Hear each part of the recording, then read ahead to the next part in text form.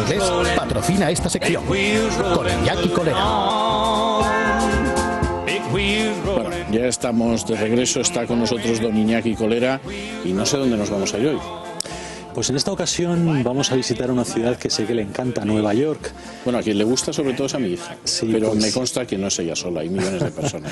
¿Verdad? Es una de las ciudades más fascinantes del planeta. Ya hablamos de ella en su momento, hablamos concretamente de uno de sus distritos y hoy vamos a hacer algo parecido. Vamos a hablar concretamente del Central Park, solo del Central Park. Tengo una amiga que vive en Central Park. Sí. Se hartó hace unos meses de vivir en España porque pensaba que este país no tenía futuro.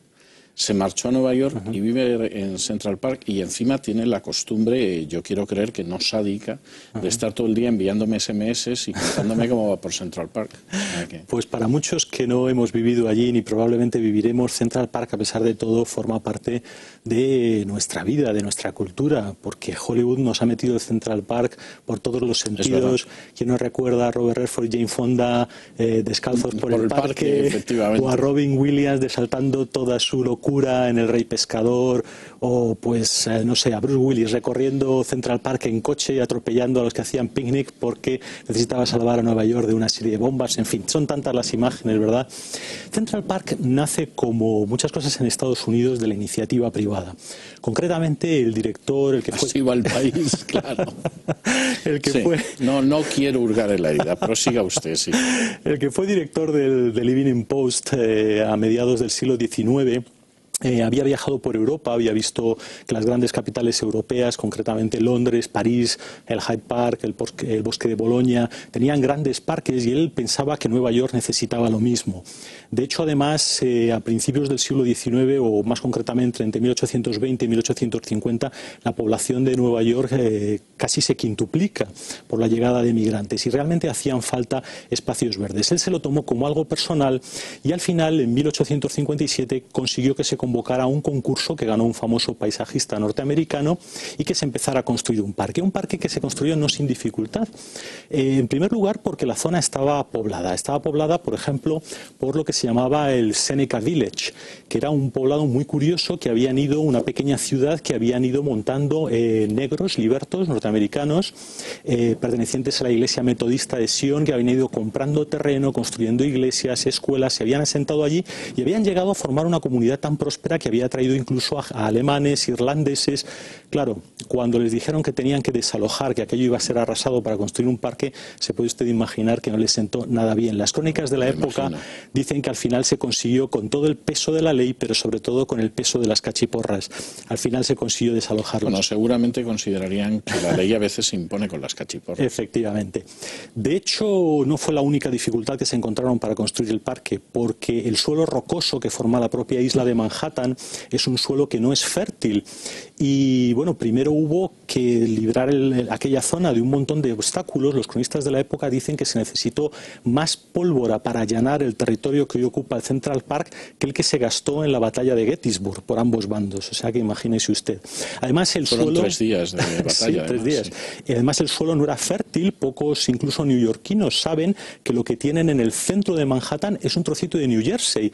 Necesitaron transportarse 14.000 metros cúbicos de tierra de New Jersey para completar el parque, junto con, al final, entre arbustos, plantas y árboles, 4 millones de especies vegetales se trasladaron allí, de 1.500 especies distintas, para hacer lo que hoy en día es un parque absolutamente espectacular. 4 kilómetros de largo, 800 metros de ancho, rodeado por una muralla de rascacielos. Es un lugar realmente impresionante. 26.000 árboles, en fin, uno de los parques más espectaculares que podemos encontrar, parques urbanos en cualquier ciudad hoy en día.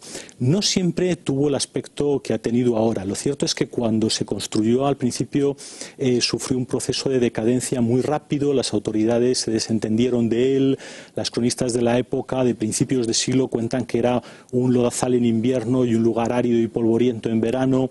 La vegetación, claro, se degradó muy rápidamente, pero Y se llegó, fíjese, probablemente está en la mente de muchas personas que nos escuchan esta noche, aquellos grandes prados de que lo llaman el sheep meadow, donde la gente se va a hacer el picnic, a jugar al béisbol y tal. Aquello se llama así porque era un prado que lo ocupaban las ovejas, se conservaba por medio de las ovejas pastando allí.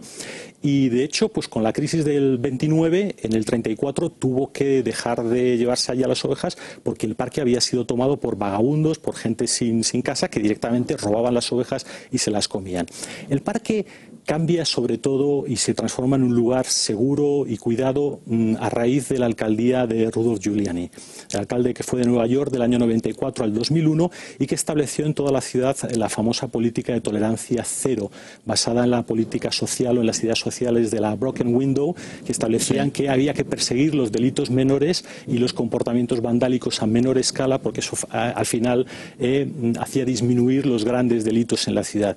Realmente hoy es un parque que recibe 25 millones de visitas al año y en un año puede tener aproximadamente 100 denuncias policiales. Imagínese, se ha convertido en un lugar verdaderamente seguro en el que pasear, por ejemplo, por sus 97 kilómetros de paseos, que se puede ir, por supuesto, andando, en bicicleta, en carruaje de caballos o incluso últimamente se puede ir hasta en rickshaw, en uno de estos carritos tirados por una persona, se puede pasear por... El que tira es un indio también, o un birmano. O... Bueno, tratándose de Nueva York probablemente sea un pakistaní. Puede ser un pakistaní, perfectamente, sí. Bueno, aparte de pasear en un rickshaw, en el parque podemos realizar pues todo tipo de actividades culturales. Los veranos sobre todo son una maravilla, hay representaciones de Shakespeare, toca la Filarmónica de Nueva York, se pueden asistir a representaciones de ópera, así que realmente pues hay muchas cosas que se pueden hacer. Luego hay muchos monumentos que visitar, por ejemplo, los propios lagos, tiene 7 lagos, el Central Park, uno de ellos, el más grande, el Jacqueline Kennedy, se puede pasear en bote. Me estarán oyendo las personas que vivan en Madrid, decían, bueno, pues en Madrid, en el Retiro también se puede pasear en bote. Bueno, aparte de que es 3 veces más pequeño el Retiro que Central Park, tiene 100 hectáreas frente a las 340 que tiene Central Park, lo que no podemos hacer es patinar sobre hielo en invierno. No, eso sí el clima, efectivamente, ahí juega un factor fundamental. Central Park tiene también un zoológico que se ha hecho muy famoso con esta película para niños Madagascar, y además que está dividido en 2 partes, un zoológico que tiene una parte de vida salvaje y otra parte que es un zoológico para niños, donde hay una granja, donde los niños pueden alimentar los animales. Bueno, tiene un castillo gótico, el castillo Belvedere, no es que sea gótico, pero se construye en ese estilo, que es realmente una preciosidad. Y entre los monumentos yo destacaría uno en particular, que es la aguja mal llamada de Cleopatra, pues la verdad que tiene poco que ver con este personaje. Se trata de un obelisco egipcio. Los neoyorquinos, con eso de decir, bueno, nosotros no vamos a ser menos que otras ciudades, efectivamente comprobaron que también, tanto en París como en Londres, habían sendos obeliscos egipcios y se dirigieron inmediatamente a Alejandría a conseguir el obelisco que es pareja del que está en Londres. Un obelisco construido en el año 1450 a.C., en el reinado de Tutmosis III, y grabado con jeroglífico en época de Ramsés II, 200 años después. Así que está muy entroncado con un periodo muy interesante de la historia bíblica. Y que, bueno, se transportó a Nueva York en medio de gran dificultad, se les cayó, estuvo a punto de romperse, y que, bueno, lo cierto es que el clima de Nueva York no es el clima seco de Egipto, y la verdad es que se está deteriorando rápidamente. Así que... No les ayudaron los extraterrestres a llevar el obelisco. No les ayudaron, fíjese, desde Egipto a Estados quedaron Unidos. tan agotados con la construcción de las pirámides que ya no... ya los extraterrestres no estaban para transportar obeliscos, lo entiendo. Es natural. Bueno, pues si quieren ver aquel obelisco que tuvo que ser transportado por nosotros porque los extraterrestres no pudieron ayudar, y aparte todas las maravillas que tiene el Central Park, y disfrutar en general de la ciudad de Nueva York, qué mejor forma de hacerlo que ahora, por ejemplo, con el puente que tenemos en diciembre, marcharse con el Corte Inglés. Tiene programas que salen, además salen todos los días a Nueva York, vuelos, tiene programas de 4 días y 3 noches allí, y la verdad que vale la pena teclear en nuestro ordenador www.viajeselcorteinglés.es, hacer nuestra reserva, o si no, acercarnos a cualquier agencia y reservar nuestro viaje.